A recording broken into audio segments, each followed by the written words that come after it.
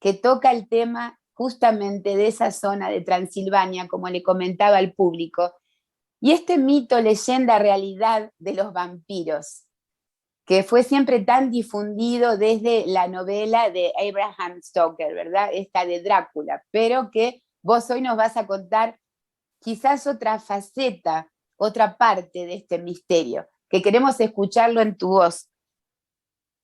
Bueno, pues efectivamente, es mi primer hijo o mi primer parto literario. Me dio mucho placer escribirla, bueno, y Simón el Mago también, y es una novela que tiene un toque especial. Ha habido gente, ¿cómo decirlo? Porque no solamente es histórica, sino también es muy espiritual.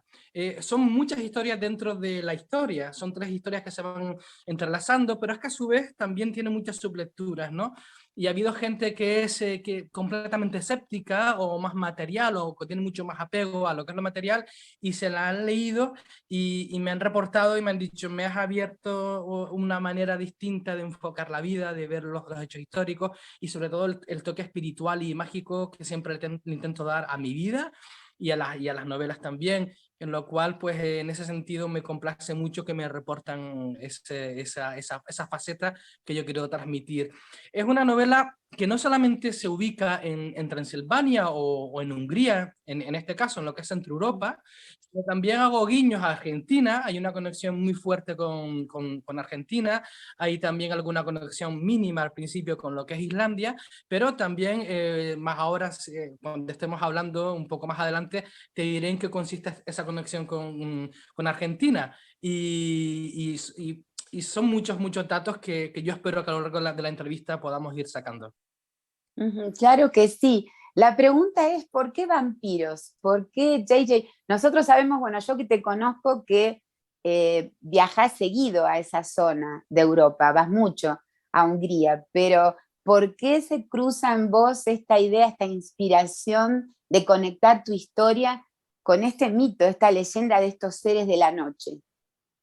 Mira, con Simón ha habido un proceso inverso en Lazos de Amor y con Simón el Mago. Con Simón el Mago sabía desde el principio hasta el final cómo iba a terminar, sabía a dónde quería ir y tuve que ensamblar, pero sin embargo con Lazos de Amor no. Con Lazos de Amor empecé, pero no sabía dónde iba a acabar, ni cómo iba a acabar. Fue una página en blanco, ¿no? Y fue la propia novela la que fue sacando esas cosas de mí, ¿no? Esa parte de mí. Pero sin embargo, hubo un momento en el que a mí me gusta, como sabes tú y los que han tenido oportunidad de verme en tu programa, estoy constantemente investigando, viendo, leyendo, visitando sitios, lugares, etcétera. Y en un momento dado, cuando visito y cuando veo cosas, veo que hay delante de mí una historia que tiene que ser contada. Y cuando me digo, esto tengo que contarlo ahora, y lo voy ensamblando. Lazos de Amor, Pacto de Sangre es una novela que el 100% de los lugares es real, cualquier persona que esté, y el 90% de lo que cuento es real. Hay un 10% donde yo lo que hago es crear un poco para ensamblar. De tal manera que ha habido lectores que me han dicho, oye, estaba leyendo tu novela constantemente, acudía a mi tablet y verificaba, y efectivamente pueden verificar que todo lo que cuento, todo lo que voy diciendo es completamente cierto y tiene una base histórica muy potente, muy fuerte, de mucha investigación, y es tan potente, tan fuerte, que la novela ha sido traducido al húngaro y ha habido húngaros que con una cultura alta que que han podido leerla y me han dicho que se han quedado sorprendidos porque aporto datos que ni ellos sabían, ¿no? No sé si Hoy nos respondo un vas a poco contar a tu un pregunta. poquito, sí, sí, claro. Sí, bueno, todos los hechos, todo lo que allí pasa parece que es mágico en todos esos bosques, ¿verdad? Todos esos castillos. Recién veíamos un poco algunas imágenes.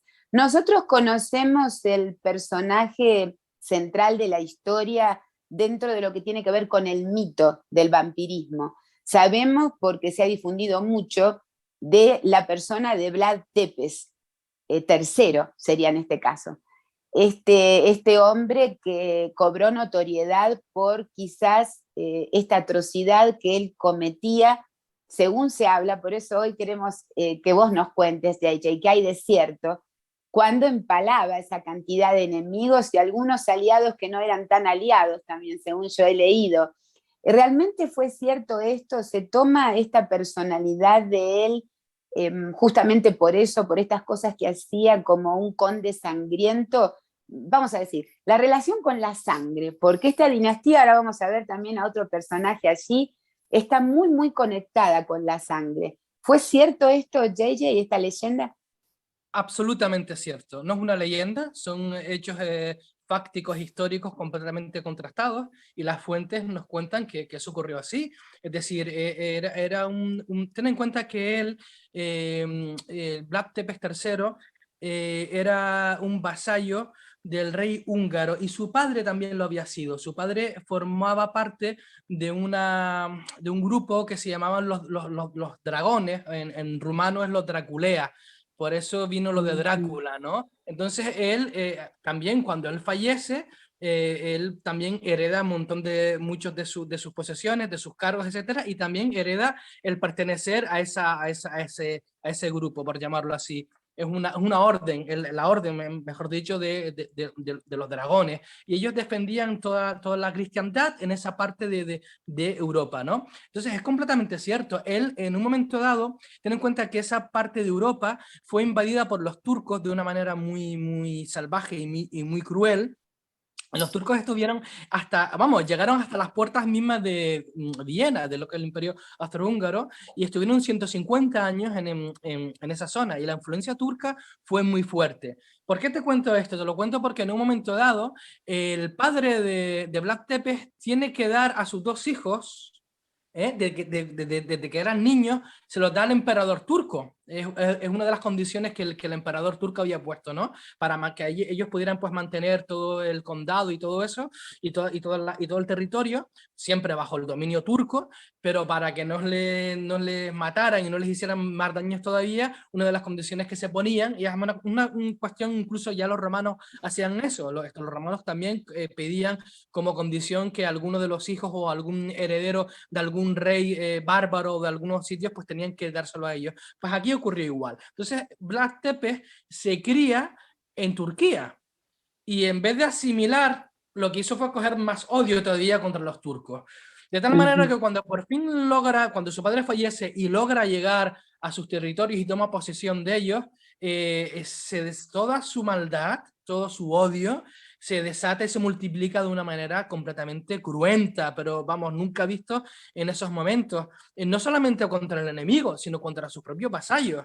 Era muy cruel y odiaba sobre todo la mentira. Él, por ejemplo, agarraba a cualquier vasallo suyo cuando iba para algún poblado y hacía preguntas. Y como él detectara alguna mentira, vamos, el castigo era completamente brutal y desmedido y desproporcional, con lo cual siempre estaba en busca de alguna atrocidad que hacer. Fue tanta la brutalidad, y todo lo que puedas leer es cierto, absolutamente cierto. Empalaba, hacía bosques de gente empalada, y él, pues, como todos sabemos, o como aquellos que han podido leer un poco sobre Vlad Tepes, cenaba viendo cómo sufrían y cómo se quejaban. No voy a decir en qué consiste la técnica del empalamiento aquí, porque me parece un poco fuerte, un poco vulgar, en fin, pero todos sabemos, y el que no lo sepa puede leerlo esto perfectamente, en qué consiste. Es completamente inhumana.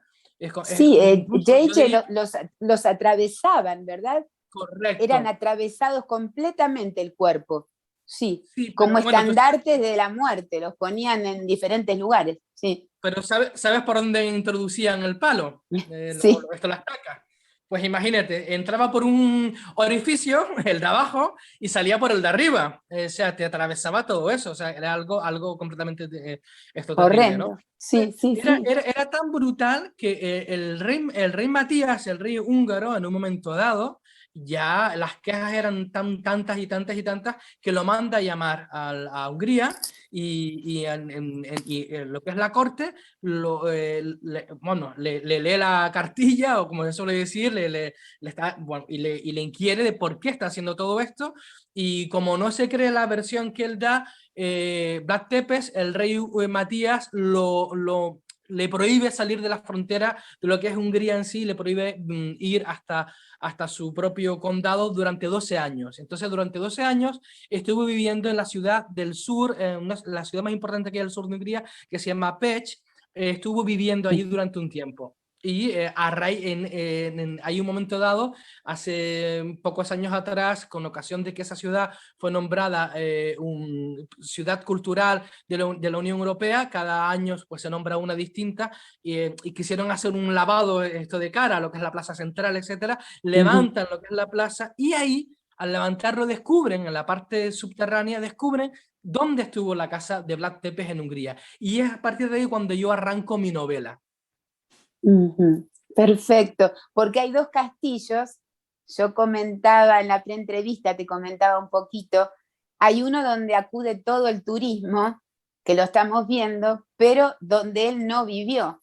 Hay unas Correcto, ruinas que dicen que están cerca de los Cárpatos, a una correcto. altura de 800 metros, que dicen que ahí sí, en esas ruinas que estamos viendo, es donde él vivió. Probablemente eso tiene más que ver con la historia verdadera. Se supone que todos los empalados iban quedando así en las diferentes laderas de ese monte, allí es donde él los exhibía, JJ, No, eran él ten en cientos. cuenta, no, ten en cuenta que no solamente en lo que es su casa, sino también donde él plantaba batalla, donde la batalla Uh -huh, ocurría, a los prisioneros que quedaban, o a los sobrevivientes que quedaban vivos, pues hacía eso, o a la gente que él castigaba, no únicamente donde él vivía. Y lo que acabas de comentar es completamente correcto. Si es, no sé, es como cuando te vas a Cuba o a un país donde hacen esto, la magia negra, te harán una magia negra para los turistas, pero la magia negra real se lo hacen otras personas o lo hacen entre ellos. Aquí ocurre igual. Con el castillo va mucha gente a la parte de que creen que es el castillo, que no lo es, y efectivamente están los Cárpatos. ¿Por qué vivía él en un castillo en los Cárpatos? Porque era una fortaleza natural, en donde más esto protegido estaba, era entre montañas, entre desfiladeros, en una zona alta, como yo he tenido ocasión de ver otros castillos en Europa, en esa zona de lo que es Europa, y siempre eligen zonas, vamos, que para llegar te hace falta un camino de cabras, ¿no? ¿Por qué? Porque uh ahí -huh, puedes emboscar en un embudo al enemigo que te quiera atacar, y por ese motivo él vivía en ese castillo tan apartado. uh -huh. Dicen que el turismo tiene mucho problema para llegar al verdadero castillo. Es de difícil acceso y también hay muchos osos. Yo leía que hay advertencias de osos, todo por esa zona, ese bosque tan profuso, ¿verdad? Pero allí está el verdadero misterio. Contanos esto que nos estabas diciendo, JJ, de cómo comienza a enlazarse tu novela con la historia de Vlad Tepes. Bueno, la historia es muy curiosa porque, a ver, ha habido algunos factores reales, completamente estos reales, que a mí cuando empiezo a verlos y a estudiarlos y tomo una noticia de aquí, otro detalle de allá, investigo y tomo otro más, veo que aquí a mí me huele que hay algo aquí detrás, algo extraño, ¿no? Y esto me voy a explicar para que el televidente pueda entenderme a qué me refiero. Es muy simple. Cuando en Pech, fíjate algo curiosísimo, cuando en Pech detectan esa casa de Black Tepes, yo tuve ocasión de entrevistar una mañana entera, me hizo un recorrido una persona entrañable, encantadora, que era el jefe en aquellos años de lo que es el servicio de arqueología de Uh Pech. -huh, Entonces me enseñó dónde estaba la casa, me enseñó todos los detalles, y quien lo descubrieron, claro, cuando lo llaman es a él y él acude allí. Y cuando empieza a trabajar y él comunica esto al Ministerio de Cultura y de Interior en Budapest, automáticamente, ¿sabes lo que ocurrió? Enviaron a un mini ejército de hombres de negro, ¿de acuerdo? Tomaron medidas, tomaron fotos, hicieron dossier con varias cosas, ¿no? Con mediciones, etcétera, y lo taparon, lo acordonaron, quitaron a todo el equipo de arqueólogos locales, que eran muy profesionales además, porque esto me consta, han hecho descubrimientos prerromanos y romanos bastante importantes ahí, pero sin embargo los apartan completamente, y estos hombres de negro que nadie sabe quiénes eran, uh hacen -huh. todo ese estudio y mandan taparlo y se llevan esos dossiers a Budapest. Esos dossiers jamás han aparecido, nadie sabe en dónde está. Factor número uno. Factor número dos, que es muy importante también. Elizabeth Báthory, que es uno de los personajes que ahora voy a entrar Uh también -huh. sobre ella, porque además era familia de Vlad Tepes, posteriormente además eran primos esto lejanos. El segundo factor también que hay que tener en cuenta, que yo descubro y que me parece bastante esto chocante, es el relativo a otro personaje que aparece en mi novela, que es Elizabeth Báthory, o Elizabeth Báthory al castellano, el cual es conocida como la vampiresa húngara y es prima, es pariente de Vlad Tepes, una prima esto lejana, porque esto fue, o una prima sobrina esto lejana, porque fue ya unos años posterior a Vlad Tepes, a la muerte de lo que es Vlad Tepes. Y ella empieza a raptar y asesinar a jóvenes, ya luego explicaré el por qué. Y ella ya, lo curioso es que empieza en su diario, va relatando con absoluto detalle cómo iba torturando y desangrando y matando a cada joven, a cada virgen, porque tenían que ser vírgenes. Entonces, eso que también se habían conservado hasta hoy, prácticamente el día de hoy, cuando Hungría deja el comunismo y los rusos y los soviéticos se van, desaparecen. Esos diarios desaparecen también. Tercer factor, el único retrato que había de Elizabeth Báthory también desaparece. Cuarto factor, el padre de Vlad Tepes había sido un gran donante de mucho dinero para unos monjes que están en un monasterio, en una isla que está en medio de un lago. Cuando Vlad Tepes, incluso Vlad Tepes varias veces había acudido a ese monasterio buscando refugio frente a sus enemigos. Y por supuesto, el padre, que había sido un gran dador de ayuda a esos monjes, por supuesto que le abrían las puertas en todo momento, aparte de que era una persona bastante importante.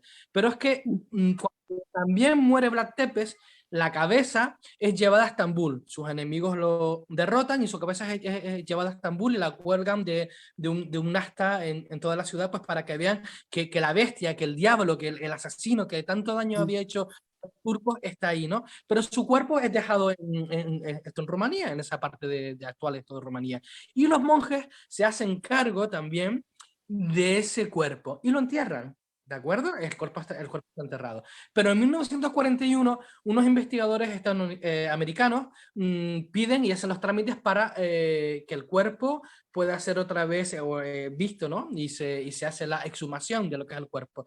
Y cuando se abren, ven huesos, efectivamente, y ven su anillo, el anillo que portaba Vlad Tepes. Pero cuando analizan esos huesos, resulta que son huesos de un caballo. ¿Quién sabe dónde está el cuerpo? Ha habido recientemente unas teorías que dicen que está en el sur de Italia, porque la hija de Vlad Tepes se casó con un aristócrata italiano y se cree que el cuerpo que lo tiene su hija y que lo tienen enterrado junto a ella, pero son suposiciones.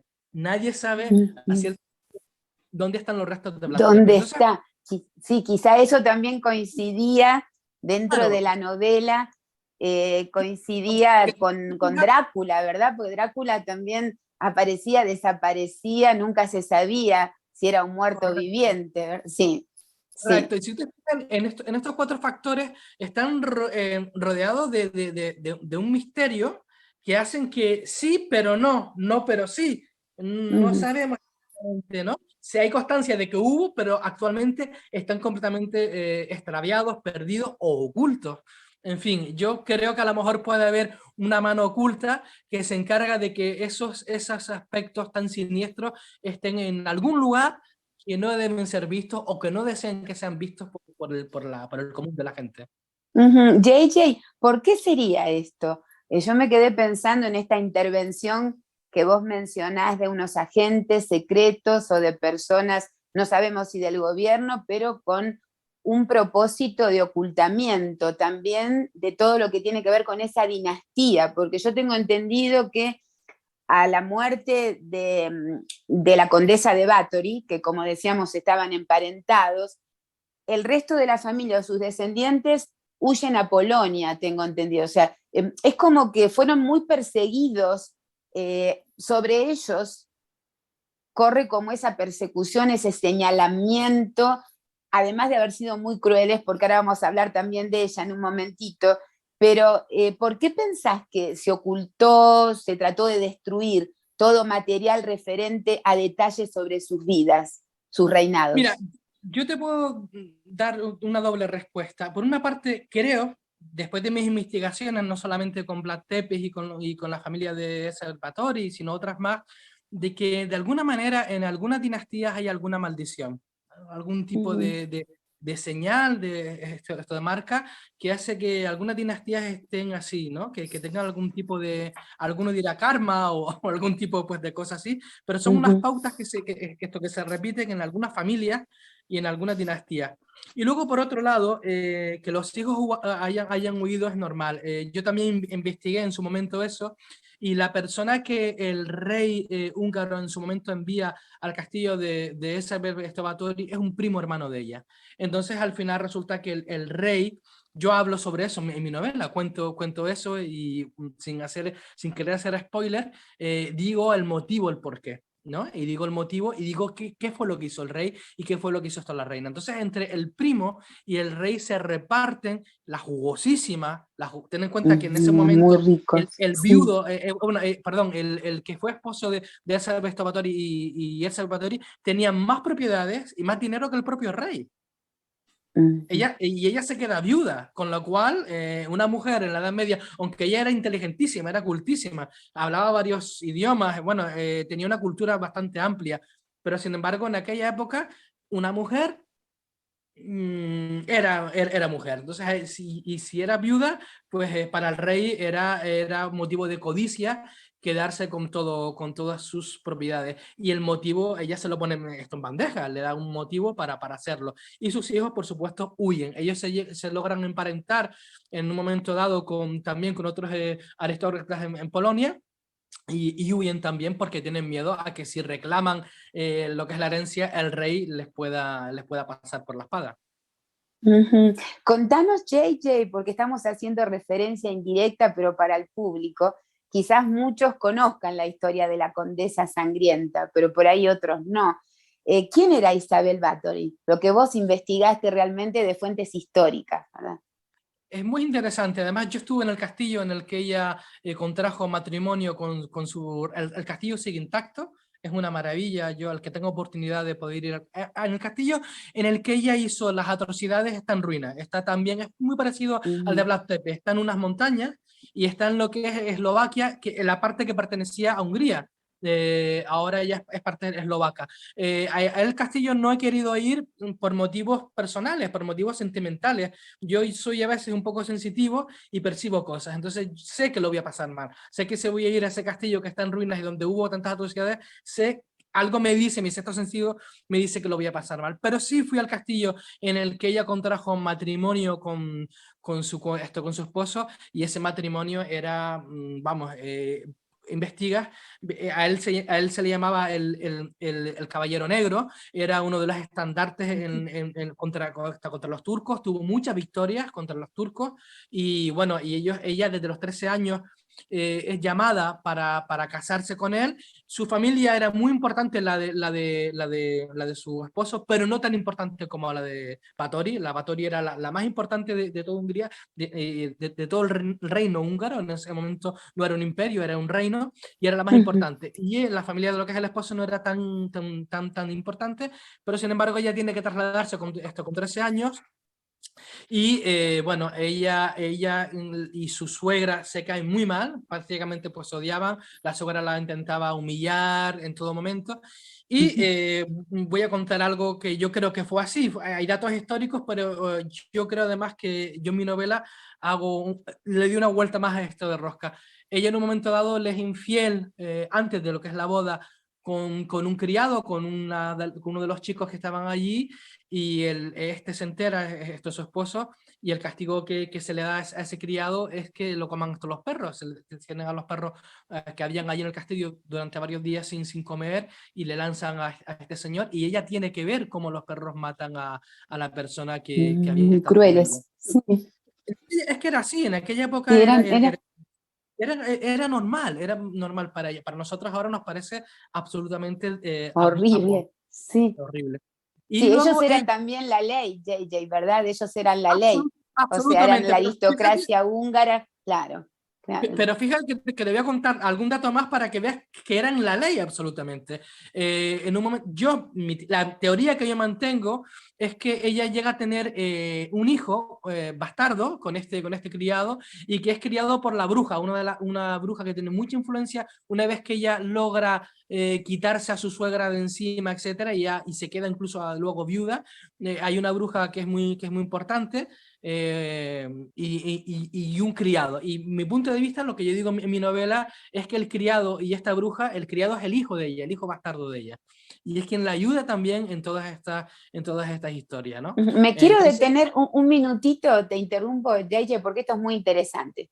Estas brujas que siempre acompañaban o se habla, también pasa lo mismo en Inglaterra, las antiguas historias de las dinastías y en Francia, y siempre en películas están cerca de los reyes, las reinas, no sé si son como especies de fuente de consulta por parte de los reyes. ¿Qué función cumplían estas mujeres allí en la corte? Porque parecen ser indispensables, siempre estaban. es importantísima. Esta bruja se llamaba Dorco y era importantísima porque ten en cuenta que antes es que no había nada, no había apenas cultura. Las universidades empezaban a funcionar tímidamente a partir del 1300, del 1400, pero ahí en esa época no había ni universidad, ni academia, ni nada de esto. De hecho, fíjate, incluso la condesa Báthory, en un momento dado, cuando ya, y ahora retomo la respuesta, ¿vale? Quiero poner un pequeño detalle para que no se me olvide. En un momento dado, ella empieza a través de lo que es de lo que es este que digo yo que es su hijo, que es el criado, que empieza a buscar chicas vírgenes, siempre tienen que ser vírgenes de los poblados que estaban alrededor, claro, cuando ya van muriendo todas, porque cuando eran campesinas y eran, pues nadie les hacía caso, los campesinos se iban a quejar, pero nadie les hacía absolutamente caso, eran campesinos, eras poco más que un esclavo, ¿no? Pero cuando ya ve que se quedan sin chicas jóvenes de ahí, de esa clase social o de ese estamento social, empieza a buscar en la aristocracia menor. ¿Y cómo las convence? Le dice que va a ser una academia donde le va a enseñar modales, le va a enseñar cómo estar en la corte, y era mentira. Las capta, pero era también para asesinarlas, matarlas y obtener esto Era la sangre. sádica, sí, era bastante Absol- sádica también, sí. Absolutamente. Y esta bruja Dorco, como acabas tú de nombrar, tenía una influencia enorme. Si te fijas, hubo un fenómeno parecido en la Rusia del 1900, de 1912, de 1910, de 1914, que fue Rasputin. Rasputin fue un otro brujo, un monje brujo, que también tuvo una influencia en lo que es la reina, no tanto en el zar, sino en lo que es la zarina, ¿no? Entonces, si tú escarpas un poco, efectivamente, como tú acabas de comentar, estas brujas por su carácter, por su y unido a la ignorancia que había antes, tenían una influencia brutal sobre la corte, aquellos que se dejaban influenciar, por supuesto.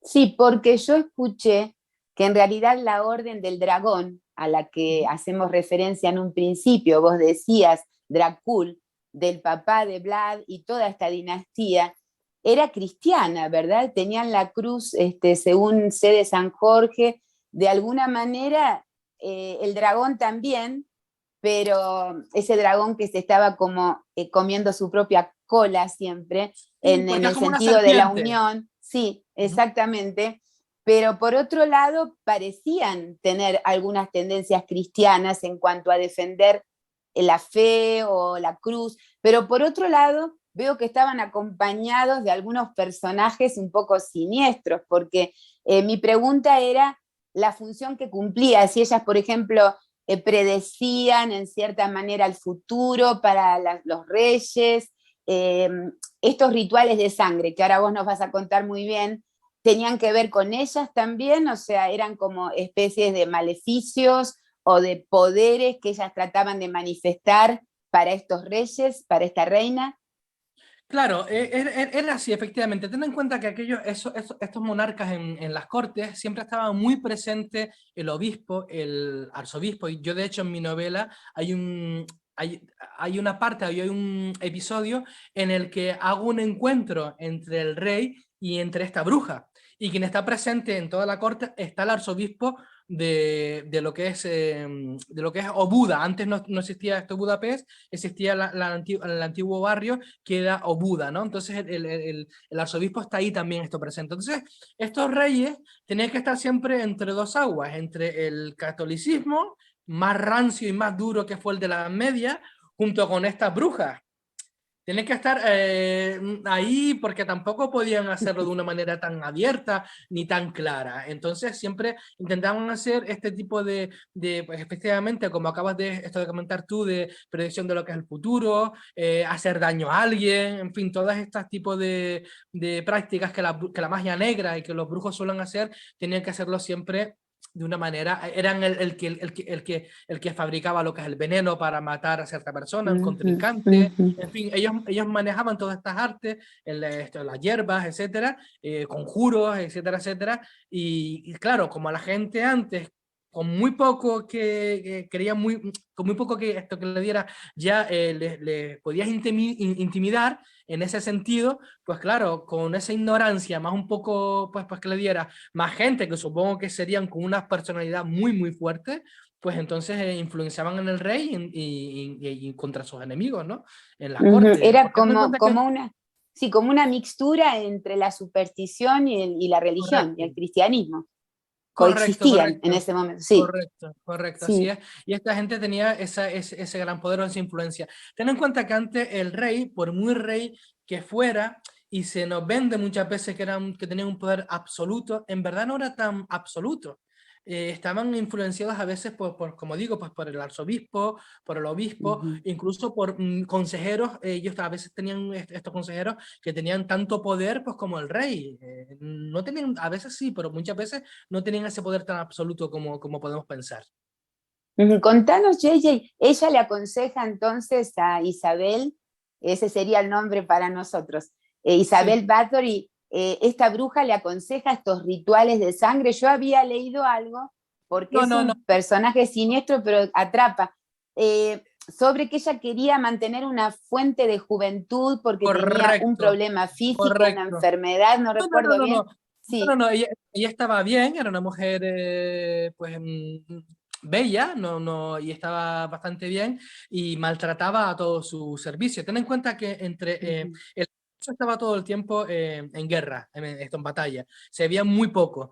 Y entre ellos, a costa, porque eso sí que costa también, hay una correspondencia muy habitual entre ellos. Y esa correspondencia se conserva. Yo he podido verla y incluso me la han traducido al castellano, ¿no? Y a mí me chocó que en una de las misivas, en una de las cartas, ella le pide consejo a su marido de cómo tiene que castigar a los sirvientes y él le explica punto tiene que castigarlo, además, unos castigos, pues ya te puedes imaginar, bastante fuertes, ¿no? Entonces, era muy dura, pues, con su propio servicio. Y en un momento dado, cuando una de las sirvientes la está cepillando durante la noche, por lo visto le da como un tirón en el pelo con el cepillo, y ella, enfurecida, se levanta y le pega un bofetón, un tremendo este bofetón a la criada, de tal manera que al darle el golpe lo hace con un anillo y le brota sangre de lo que es la cara,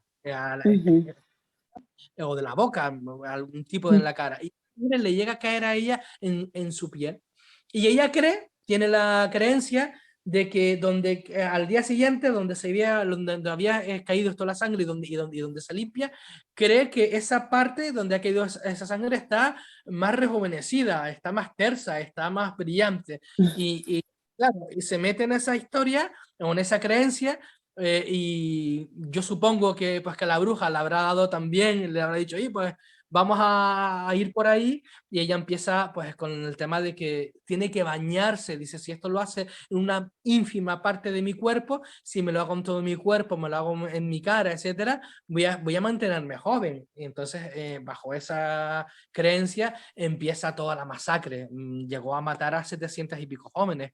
O sea, imagínate que no, no Es tenía una que antes, locura. una Sí, locura. Locura. claro, yo me quedé pensando en esta frase de tu novela, pactos de sangre, porque es algo que aparece también en la historia, esto de pactar con alguien algo a través de la sangre y hacerse hermano a través de un ritual. Entonces me quedé pensando en esta palabra que elegiste, no sé si dentro de la cultura de Hungría, y pienso que sí, son comunes los pactos de sangre, JJ. Sí, bueno, es algo histórico, no solamente en Hungría, sino en todo el planeta. Yo creo que es con natural al propio ser humano, ¿no? Esos pactos que se hacen a veces esto de sangre, no solamente en el sentido literal y físico de hacer pactos en ese sentido, sino que a veces se crean lazos que van mucho más allá. Yo quería hacer dos añadidos a esto que me estás esto Ujú. preguntando ahora, esta cuestión. Mira, una es que la novela la llamo Lazos de Amor y Pactos de Sangre porque Lazos de Amor tiene que ver con una parte de la novela que no estamos hablando ahora, que son los lazos que se van creando entre los seres humanos, esos lazos inesperados, mágicos, espirituales, que ocurren con los personajes actuales de lo que es la novela. Y Pactos de Sangre son los que ocurren con esos personajes históricos, con Báthory, con Black Tepes, con la bruja Torco, perdón, con la bruja Torco y con el criado Torco. Entonces, esa parte es la que habla sobre los lazos de sangre y hay una parte de lo que es la novela que yo la voy entremezclando donde el lector puede comprobar y ver toda esa parte histórica muy documentada en la que yo voy contando cómo se producen ese tipo pues de pactos y de violencia y esto de sangre. Y lo segundo que te quería comentar es que la sangre todavía no se ha averiguado, tiene alguna sustancia, algún poder muy fuerte, porque es algo que ha traído completamente fuera de sí al ser humano. Desde que la humanidad es humanidad, Ujú.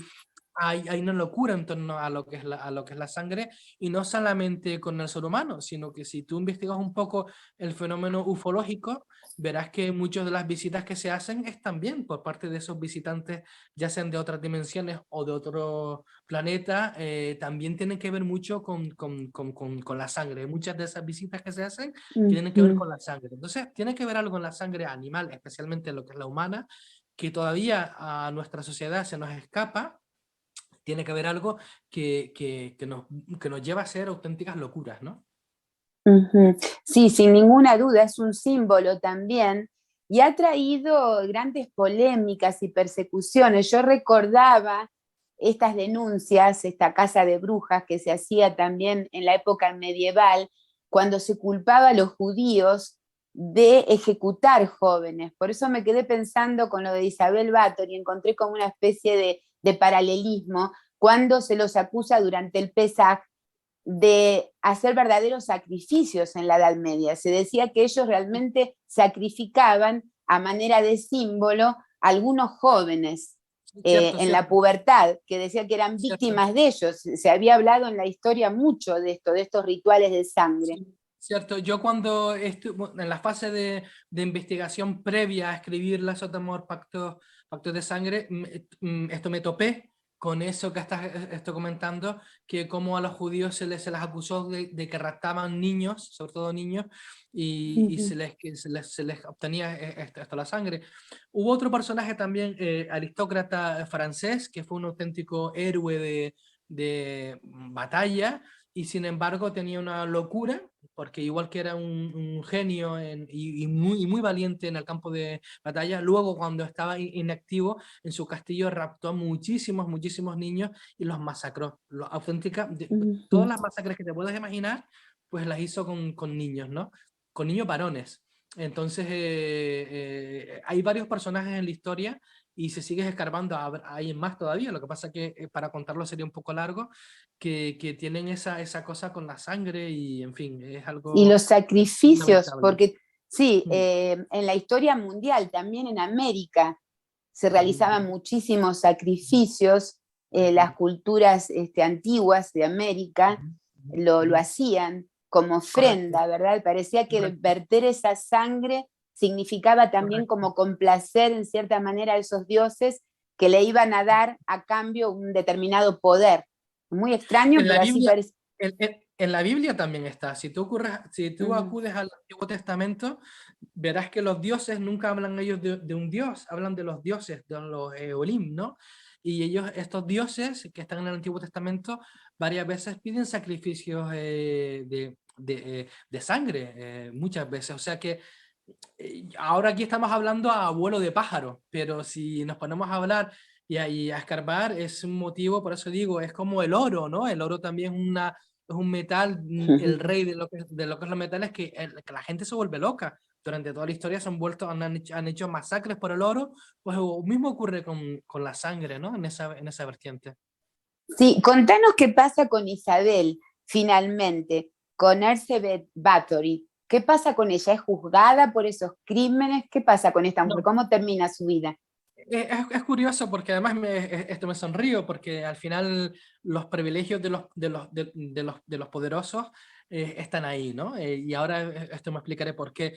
Ella al final es tan escandaloso lo que estaba haciendo, como comentaba hace unos cuantos minutos atrás, crea una falsa academia para captar a las hijas de la aristocracia menor y claro, ya estos aristócratas, aunque no eran de alto rango, empiezan a presentar quejas, pero además interviene un cura. Hay un cura en un momento dado que ya ve lo que está, está ocurriendo y empieza también pues a quejarse de una manera ya mucho más seria y mucho más frecuente y al final ya esto es insostenible y el rey decide enviar al primo de Elizabeth al castillo de ella y cuando llega, el primo llega con un pequeño ejército, con una pequeña escuadrón y lo que se encuentra ahí pues le horroriza. Se ve a chicas semidesnudas, pues incluso en el patio de lo que es el castillo, media moribundas, otras atadas con las cadenas también, casi muertas o media muertas, etcétera. Y bueno, comprueba que efectivamente que todo lo que estaban diciendo con respecto a las jóvenes es cierto, perdón, comprueba que hay numerosos cadáveres pues, de chicas jóvenes, etcétera. ¿Qué ocurre? Que se hace un juicio, efectivamente, pero en ese juicio a quien se juzga es a la bruja, al sirviente y a toda la gente que pudo estar en medio. Y además, los juicios quedaron registrados por escritos, están bastante documentados. Yo también pude verlos y pude leerlos también. Me lo traducían al húngaro. Y el castigo fueron unos castigos muy crueles y bastante fuertes. Se hace a esta gente, a la bruja y a los sirvientes que colaboraron, pero a ella no. A ella no se le juzga, ella ni tan siquiera estuvo presente en esos juicios y no se le juzga, y lo que hace es que se le castiga. ¿Y cómo se le castigaba antes a los aristócratas? Pues se les ponía en una pared, emparedados, vaya, y se les dejaba un orificio bastante pequeño, y ahí pues le daban la comida y le daban el agua, y estaban allí hasta pues que morían. Ella duró 2 años y medio emparedada y estuvo, pues, al parecer, pues, imagínate, ni te puedes lavar, tienes que hacerte tus necesidades ahí en esos metro cuadrado o 2 metros cuadrados porque no tenías mucho más y ahí comes y, bueno, mucha gente pues se volvía loca antes pues de morir, ¿no? Y ese fue el castigo que se le dio a ella, despojarla absolutamente de toda, ponerla en esa mini prisión y a los sirvientes incluso en un momento antes de quemarlos en lo que es la hoguera, los dedos, se decían que eran los dedos los que habían cometido, pues con unas tenazas ardiendo, se les fue amputando cada dedo, o sea, tuvieron una muerte fatal y horrible, Horrenda. acorde con el horror que habían provocado en tantas jóvenes, ¿no? Ahora sí, todo esto ha sido una historia real, porque en un momento también se habla de que podía haber sido un desprestigio de esa dinastía para poder quedarse con las riquezas que tenían. Todo esto que se habló de ella, que se habló de su proceder, que no era totalmente cierto. Pero JJ, vos en tus investigaciones nos podés asegurar que sí, que esta mujer tenía esa manera de vivir tan extraña. Sí, porque las fuentes son muchas y son muy contundentes, porque si llega a ser un solo rumor o un motivo de que el rey, yo no dudo de que el rey aprovechó estas circunstancias para quedarse con todo su patrimonio, eso es Claro, claro. indiscutible. Y yo de hecho en mi novela esto lo dejo ver para que el lector también, absolutamente de acuerdo, pero que haya sido creado por el rey para quedarse con esto, no, absolutamente no, un no rotundo. Está contrastado de que eso fue así, porque existió el cura que puso las quejas, los padres de lo que son las chicas, el primo también comentaba cómo eso había sido así, y los juicios quedaron bastante claros y otras fuentes más. Entonces yo no creo que haya sido una invención tan fraguada por parte de esto del rey. Sí es cierto que yo, como abogado penalista que soy, en mi novela doy una versión a favor de ella, no es culpatoria, pero sí, no quiero hacer spoiler, pero sí aquel que esté interesado en saber qué versión doy finalmente y cómo de alguna manera yo las culpo, pues que acuda y que la pueda leer, ¿no? Luego también quería comentarte que a nivel yo también introduzco a Drácula. Una cosa Vlad Tepes y otra cosa Drácula, ¿no? En el personaje creado por Bram Stoker. Hay un profesor húngaro que fue una persona eminente, una persona que es muy desconocida, que no se habla. Yo cuando ves y ves, no sé, investigas, se habla o no se habla nada sobre este señor que es Armeniu Bamberi, y Armeniu Bamberi fue una de las fuentes a la que Bram Stoker acudió para informarse y documentarse para crear su novela de Drácula, ¿no? Y es el que le habla, porque él estuvo mucho en Turquía, Bamberi estuvo mucho en Turquía y todo esto, y le habla sobre Vlad Tepes, ¿no? Y entonces crea la novela de lo que es Drácula. Yo en mi novela hay un capítulo donde el personaje principal, que es un húngaro que se llama Lajos, que ha sido criado en Argentina, por eso decía que también tengo guiños con esto, en la novela, que esto con Argentina. Él en un momento dado a otro de los personajes, que es la señora que está con él. Bueno, para no contar un poco, para no hacerlo largo, hay un momento dado en que están en Budapest, en el castillo. Hay un castillo en Budapest, en la Plaza de los Héroes, justamente detrás hay un castillo que es una réplica del auténtico castillo del conde Drácula, o de Vlad Tepes, perdón. Y ahí en ese capítulo yo lanzo mi teoría sobre la novela de Bram Stoker, ¿no? Y entonces lo dejo ahí para que el lector también pueda acudir y pueda leer qué es lo que opino yo sobre realmente qué quiso decir o qué fue lo que sucedió en la novela que Bram Stoker dijo, y no tiene nada que ver. Cuando lo lean se van a quedar sorprendidísimos, porque no tiene nada que ver con lo que vemos en las películas o, en fin, o en la propia esta novela. Perfecto. JJ, vamos a ir a un pequeño corte. Cuando regresemos me gustaría enfocarnos un poquito en algo que vos mencionaste, algunos fenómenos que se conectan con investigaciones del presente en los bosques de Transilvania, y poder conocer un poquito tu punto de vista. Yo voy a proveer para el público y para vos también de una parte de la investigación que yo realicé periodística para el programa, muy breve, solamente acerca de algunos eventos anómalos registrados en esos bosques que bien podrían o no guardar una relación con estas historias del pasado. Nos vemos en un momentito con el público, vamos a un corte, ya regresamos. Ya regresamos con Antes de Medianoche.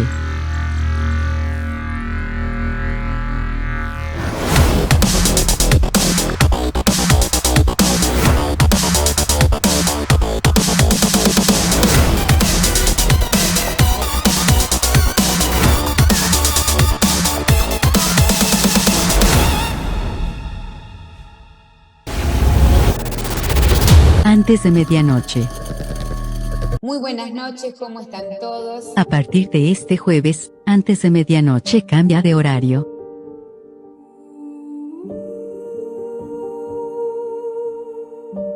Todos los jueves 6 p.m. de Utah.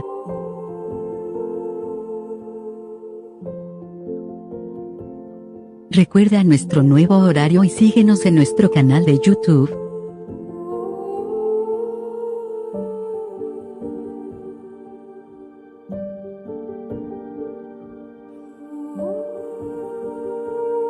Verifica tu horario local.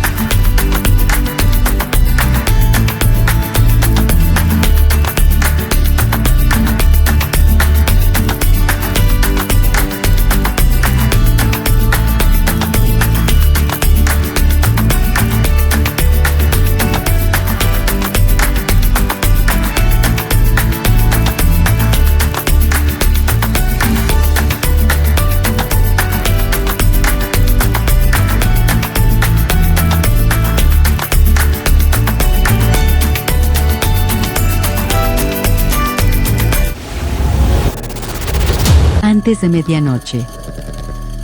Bueno, vamos a agradecer a todos los grupos que nos comparten y hacen posible que nuestro podcast sea difundido en todo el mundo. Agradecemos a los argentinos en Madrid, la página oficial Visión OVNI, con Silvia y Andrea Simondini, argentinos en Utah. Agradecemos a los latinos en Utah, uruguayos en Las Vegas, Nevada, Estados Unidos de América, Urantia Internacional, Avistamientos OVNI en la Argentina y el mundo. Missing 411, los casos y teorías, ASUFON, la Asociación de Ufólogos en el norte de Chile, Latinos en Utah County, OVNIs, Reportes Argentina Oficial, podcast en Salt Lake City. Agradecemos a los OVNIs Paraguay, los Expedientes Secretos X, también al Café Ufológico de Santiago de Chile, UFO Monterrey, aquí a Par City, Eventos Latinos, los que creen en vida extraterrestre, hispanos en Sacramento. Agradecemos a los hispanos en Arizona, los latinos en New York, también The Secret of Skinwalker Ranch, hispanos unidos en Boston, latinos en Long Island y New York, hispanos en el norte de California. Agradecemos a Eric von Daniken Fans, los hispanos en Israel, OVNIs en Venezuela. Bueno, son muchos. A todos ellos, muchísimas gracias. Y seguiremos también nombrando a otros en nuestros próximos programas. Queremos agradecer a todos los que han vertido sus comentarios y saludos, y también les agradecemos por acompañarnos hoy. Vamos a continuar con JJ porque teníamos un tema interesantísimo que también se conecta, JJ,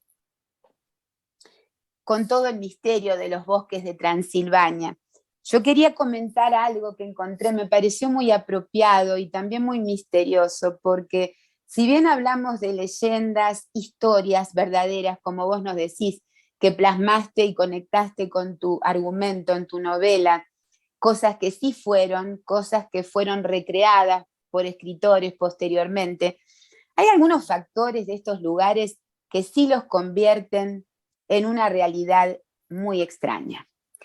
En Oyabasiu, y espero que así se pronuncie en húngaro, no lo sé, este bosque embrujado por excelencia, dice que durante la historia del hombre, toda esa parte noroeste entre Hungría y Rumania se consideró como un lugar muy misterioso, muy temido. Se llamaba en épocas muy antiguas un lugar embrujado, porque bueno, hablan de que actualmente, y a partir del año 1960, se han verificado en esa misma zona, de la cual se desprenden todas las leyendas que nosotros mencionamos y parte de la historia de Hungría y Rumania, cantidad de fenómenos inexplicables para el hombre, como por ejemplo avistamientos de platillos volantes, esferas, se han visto durante 70 años en esos bosques. Se habla de sensaciones extrañas que se experimentan allí, también se habla de niños desaparecidos, voces y sonidos misteriosos, eventos paranormales, un verdadero triángulo de las Bermudas rumano, en este caso. Bueno, árboles alargados, muy tétricos, torcidos, como estos de los bosques tan conocidos de Polonia. Se habla de que son árboles de 300 años, pero que siempre parecen jóvenes, de un suelo que está bastante impregnado de uranio. Se estudia también espíritus, fantasmas, desapariciones. Aquí se habla de algunos nombres, como Alexandru Sift, este hombre que estudió los objetos voladores no identificados, abducciones, animales que desaparecen. Se habla de rebaños completos que no aparecen nunca más. En la época antigua hay un registro de una mujer, de su cuerpo, que apareció tendido en el bosque con una moneda que era como más o menos del año 1400. Sin embargo, ella apareció mucho tiempo después, su cuerpo por lo menos, sin tener ninguna conexión con el momento de la aparición. Luego se habla de un perfecto círculo vacío de árboles, como sucede también en Siberia, donde se puede ver en los bosques que se concentra la mayor cantidad de actividad paranormal. JJ, también aquí aparecen estos factores de personas con quemazones en la piel.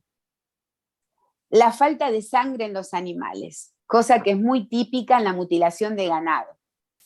¿Pensás que todo esto puede haber conjugado en las historias de los vampiros, en las historias de los espíritus demoníacos que aparecen en la niebla, en estos bosques? ¿Pensás que puede haber una especie de conexión con estos fenómenos que actualmente estudia la ufología? No lo dudes, es así, efectivamente. Ten en cuenta que el folclore rumano es muy rico en todo esto, pero el folclore siempre se nutre de una base real. En todo lo que acabas de comentar se te quedan algunas cosas atrás. Por ejemplo, en Rumanía es muy conocido el fenómeno de los muertos vivientes, pero mucho antes que en Haití, mucho antes que en Haití, y forma parte de lo que es la historia. De hecho, hay pueblos que si vas a preguntar no quieren hablar, y de ahí surgió el tema de poner una estaca a algunas personas que habían fallecido, o cortarles la cabeza al cadáver y ponerle una estaca. Surge de ahí, de Rumanía, porque fueron testigos de cómo había muertos vivientes. No un fantasma, sino el muerto tal cual. Entonces hay fenómenos totalmente intrigantes y espeluznantes en Rumanía. También, por ejemplo, nombrabas lo de la moneda con lo de la señora, pero también ahí en Rumanía se encontró también en una excavación que no tenía nada que ver lo que se encontró con lo que había. Se encontró una pieza que era, vamos, en la zona y la piedra era de hace a lo mejor, no me acuerdo la fecha, de 5 o 6 mil años atrás, y había un trozo de una, se cree que es de una cuña, de una pata, de una nave de aluminio. El aluminio no fue creado recientemente, no recuerdo la fecha, pero fue creado hace pocos decenios atrás. Es una alineación que está creada por el hombre actualmente.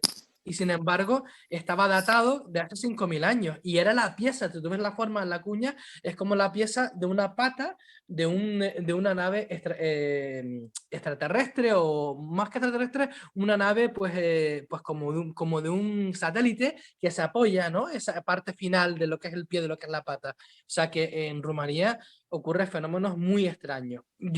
La teoría que más me estabas preguntando, ¿no? Yo te he dado estos datos un poco a modo introductorio porque los eché en falta en los datos que había dado, sin ánimo de querer ser pues de corregirte, sino simplemente para complementar lo que habías dicho. Cada vez hay más investigadores, y de hecho que opinan que todos los fenómenos, yo creo que alguna vez esto lo hemos comentado aquí, todos los fenómenos que se dan con el tema ovni, con el tema de lo que es el folclore o fenómenos paranormales, todo parte de un mismo punto. Lo que pasa es que coges diferentes disfraces, ¿vale? Cogerá un disfraz pues, de fantasma, aquella persona que tenga una cultura o una religión cogerá ese otro disfraz, etcétera, etcétera. Entonces, yo creo que el fenómeno es el mismo. Lo que pasa es que coge el disfraz y el escenario conforme pues a la persona que conforma lo que es el testigo. Por eso cada vez los investigadores consideran que el testigo tiene una importancia vital, porque en función de cómo sea el testigo, el fenómeno se va a aparecer de una manera u otra, completamente distinta. Sí, No sé si te respondí. especialmente cuando hablábamos, sí, me pareció perfecto porque sí, uno queda con estos pensamientos de duda en cuanto a que hay muchas cosas, muchas realidades que complementarían a las historias como verdaderas, que de algún lado han salido, no de la mente del hombre, no de la simple especulación, sino que se basan en hechos totalmente reales, especialmente cuando hablábamos de esto, de este símbolo de la sangre, que aparece una y otra vez en esta dinastía, en la costumbre que tenía esta condesa tan extraña, en Vlad también, porque parece ser como algo que era un símbolo para ellos, por lo menos, de fuerza o de poder. Y por otro lado, esto conectado al fenómeno extraterrestre y también la sangre nuevamente, porque es lo que aparece, ¿no es cierto? Ese interés por este fluido que, como decíamos, también reaparece en los sacrificios, en fin, es el tema de hoy, el tema de esa zona y esta historia. Algo que me decías también, JJ, es en cuanto a un aspecto espiritual que me comentaste en el corte. Bueno, no hablamos del aspecto espiritual, pero también quiero mencionarlo, quiero hacer mención de eso también en nuestra entrevista de hoy. Contanos un poquito. Sí, de una manera un poco breve, la novela también, aparte de lo que es toda la parte histórica, tiene un lado bastante espiritual donde se van contando diferentes historias, fenómenos que me han ocurrido a mí en persona o a otras personas, entonces yo lo voy ensamblando y voy volcando pues qué es lo que pienso, qué es lo que veo, y tiene un aspecto muy marcado lo que es la reencarnación. Yo soy una persona que creo mucho en la reencarnación, he leído muchísimo, he investigado muchísimo, he acudido a muchas nunca me he hecho una regresión, ni quiero hacérmela. Yo quiero ser y saber quién soy en esta vida, no quiero saber sobre vidas pasadas, porque para algo creo yo que nos borran cuando nacemos cualquier tipo de datos, entonces si me lo borran, ¿para qué quiero ir en contra de lo que me han borrado? Yo prefiero más seguir en mi ignorancia, ¿no? Pero sí estoy convencido de que cada vez, además, cada vez muchos más científicos de muchos más países, y cuando digo científicos son investigadores realmente científicos, no me refiero a investigadores pues que investigan el fenómeno parapsicológico, sino médicos, psiquiatras, etcétera, que incluso lo han negado y se han encontrado pues cara a cara cada vez más con la evidencia de que hay una vida después de la vida y que ha habido una vida anterior a esta vida. Con lo cual también en mi novela vuelco toda esa parte espiritual y cómo el destino a veces pues nos lleva a lugares y a sitios que por mucho que no queramos ir, están ahí para abrirnos puertas y abrirnos caminos. Ya lo creo, JJ. Hay un sincronismo en nuestras vidas que no se puede negar. Uno muchas veces lo experimenta. Casual. Claro. Absolutamente nada casual, y la palabra casual, como dice algún investigador, llegará un día en lo que es la humanidad, cuando crezcamos, que la palabra casual cambiará el significado completamente. No es el que creemos ahora. Quizás este sea el verdadero propósito de todo lo que hacemos, comprender eso. Gracias, JJ, por haber estado hoy con nosotros una vez más. ¿Y cómo hace la gente para comprar tu novela, tus novelas, en este caso, porque al principio hicimos mención de Simón el Mago también, y cómo pueden encontrarte para seguirte, para conocer más de vos? Bueno, pues te comento, mis novelas, yo tengo una página web que es www.jjroderick.com, pero también en Amazon están los enlaces. Si buscan JJ Roderick y buscan Lazos de Amor, Pactos de Sangre o Simón el Mago, pueden adquirirla en versión papel, la puedes pedir desde cualquier parte del mundo que estés en China, estés en Sudáfrica, estés en Costa Rica, lo puedes pedir y te la envían. Amazon tiene un servicio que te la imprime y te la envía donde estés. Como es papel, siempre es más cara, pero aquellas personas porque incluso me han comentado gente que está en Argentina que quisiera comprarla en papel, pero que dice que le ponen impuestos, más el transporte, más el impuesto al gobierno.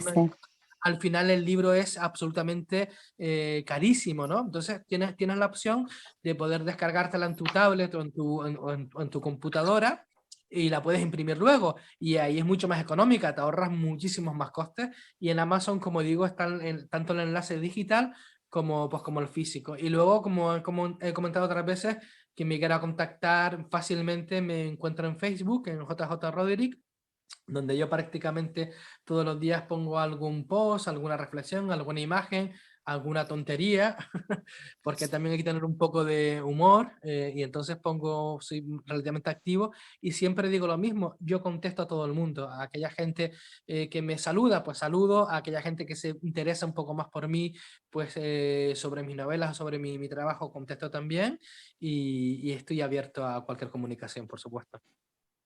Gracias, JJ. Bueno, vida, muerte, traición, amor y magia en esta novela, ¿verdad? Lazos de amor, pactos de sangre. Gracias por haber estado una vez más, y bueno, nos vamos a reencontrar pronto también, JJ, con un nuevo tema, seguramente en Antes de Medianoche. Por ahora nos despedimos del público, nos vemos como en una semana con un nuevo misterio, nuevos enigmas en Antes de Medianoche. Nos vemos. Adiós. Adiós, será hasta luego. Antes de Medianoche.